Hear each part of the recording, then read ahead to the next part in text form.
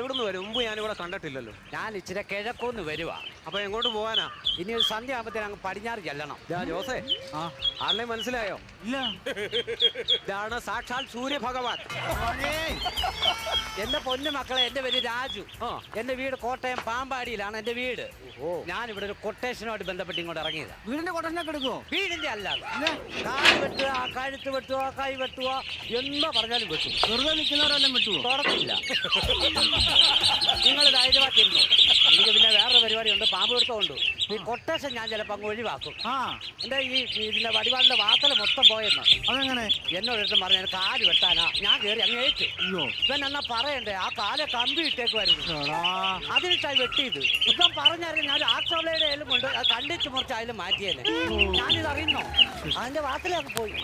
പിന്നെ ഇപ്പൊ പാമ്പിനെ പിടുത്തം തുടങ്ങിയിട്ടുണ്ടല്ലോ. അതിനെ പോയി വന്നതാണോ? പിന്നെ നമ്മുടെ നിങ്ങൾ ഈ അടുത്ത ദേശത്ത് ഞാൻ പോയി